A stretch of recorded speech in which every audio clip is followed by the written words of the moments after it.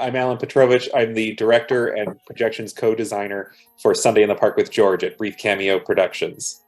Talk a little bit about we touched on it a little bit, but your history with the company and where you are in its ranks now, etc. So I was asked originally I was only asked to suggest a designer or say what was needed in a designer. And then I sort of forced myself into the project because I wanted to do Ragtime. Well, because I wanted to hire you, but I was like, he's too good. I can't afford someone as good as him. I didn't want to insult you with what I was going to pay you. Oh, it's fine. And honestly, I think what kind of solidified things for me was when we decided, okay, well, what's next? What's next year's project? Are we doing another show? And for better or worse, when everything we basically closed Ragtime, and like a month later, the world shut down.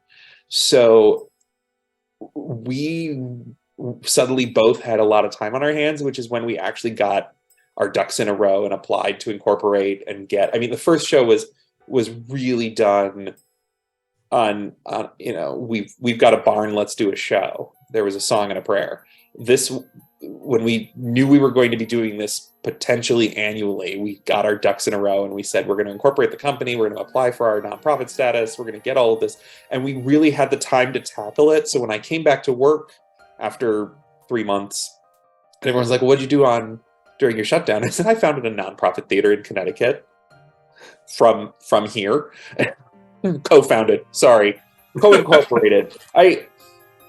It's nebulous.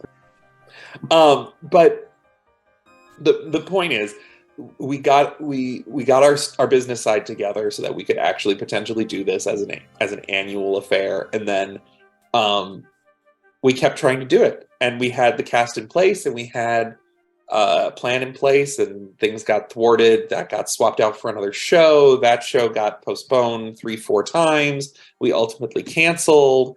And so in some ways, it's this weird world of like, it's year 2, but like, it's actually year number 3 or 4. So it's definitely been an interesting ride to be a part of a theater company that has produced one show. Well, that's also not true. I'm skipping over. We had a wonderful summer season where we did the pop-up concerts and the pop-up events, and that was lovely. So it's been exciting, but it's been a lot of pivot. So you're wearing multiple hats on this show. How is that affecting your preparation process? Next question. No, I'm kidding. No, it's fine. I mean, I just did a couple of shows in a row where I was simultaneously doing multiple design functions. So I'm used to doing like lights and sound, scenery and lights, scenery, sound, lights, video.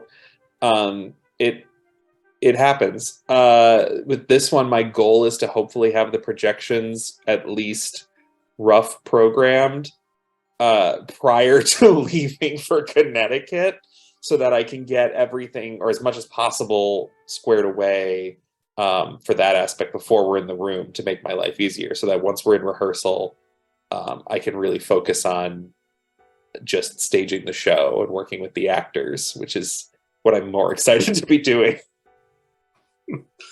So you did just projections on our last show, yes, Ragtime. How did we get to you also directing? Somehow I ended up an associate producer and on the board of the company. I don't know. There's scenes missing. I think it was sleep deprivation after Ragtime.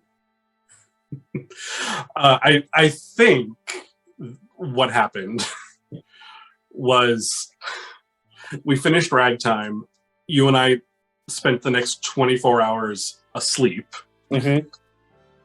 And then we went to return some stuff to the Playhouse that we had borrowed. And they said, well, what are you guys doing next? And we sort of went, we're not doing anything next. We did the thing. But by the time we got to lunch, we were like, or we could do Sunday in the Park with George. Which is true. And then what's funny is over the next, because that was almost 3 years ago now. So what's funny is now I know there's also a list in a drive somewhere of like 75 shows that we have on the burner waiting to get called up. So it's weird because this has been what's next, and then it wasn't what's next, and then it was what's next again. So at this point, it doesn't really feel real that we're doing it already. We landed on Sunday in the Park sort of because Ragtime was my bucket list show that I wanted to make sure I did at some point in my career. Mm-hmm. And Sunday in the Park is that for you, right? Totally. I've seen it twice live, which I'm a little ashamed I haven't seen more productions of it because I love it so much. It was introduced to me in the craziest of all ways.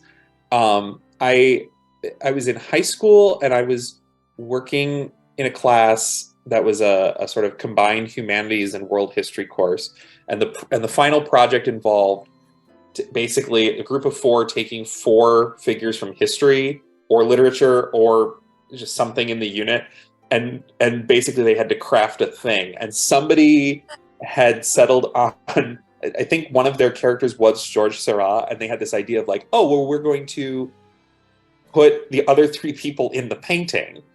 And the teacher said something to the effect of, oh, well, that's really interesting because there's actually a big show that's like that. And I looked it up and watched it I watched the original Broadway recording on DVD with Mandy Patinkin and Bernadette Peters. And I think I rented it from Blockbuster, which 1, I couldn't believe they had it. And 2, nowadays, what's a Blockbuster? So, and obviously I've watched it many, many times since. What is it about this show that made it that bucket list thing for you? It's so hard to quantify because it's not a show really like anything else. It's the music is stunning. There's really not a story to speak of. It's probably one of the first pieces of art I interacted with that commented on the artistic process. And I always joke that like theater about theater is bad theater. Or, art about art is pretentious. But that being said, there's like 3 or 4 plays about theater that I like. And really they're not about theater. They're about some aspect of it. But it's this wildly unabashed, possibly somewhat pretentious, abstract, pointillist musical that somehow manages to capture the process and the impact of the painting through its staged presentation. And it's just one of those things where you look at it and you go, I don't quite know what it is, but I love it. What is Sunday in the Park with George about?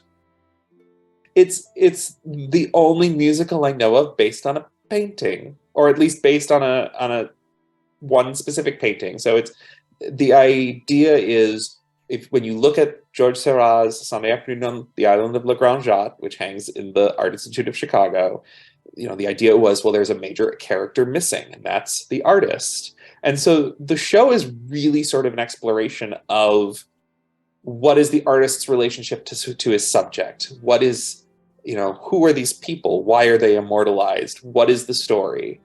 And so the first act especially is sort of this fantasy of who is the artist? Who are these people? How are they related to each other? What brings them here to this point in place and time, and what freezes them and immortalizes them in this moment, over 130 years later. So it's it's a fascinating, and then the second act opens and takes us in a completely different direction. So it's sort of this fascinating theme and variation on artists, people, relationships, change, the progression of time. The idea that some things are able to be held on to, but the world keeps marching forward. So there's so many lovely sort of ideas that pop up and get explored, and then sort of float away for the next thing. So it's a fascinating journey, both for a show that lacks sort of a traditional through line plot. It is so much more than just a collection of pretty notes, because it really is sort of an expression and an exploration of the human condition and art and our relationship with it. What are you looking forward to in specifically this staging of Sunday? Well, I think the power of any concert staging is, just like we said with Ragtime, we get to really explore the text, the music. Our emphasis is not necessarily on. We want just enough visual to convey the story, to convey what we're putting together, but we're really able to dig into the music, and this is a lush one to really get into. But I think what's also exciting for me about this process is because it's such a quick turnaround.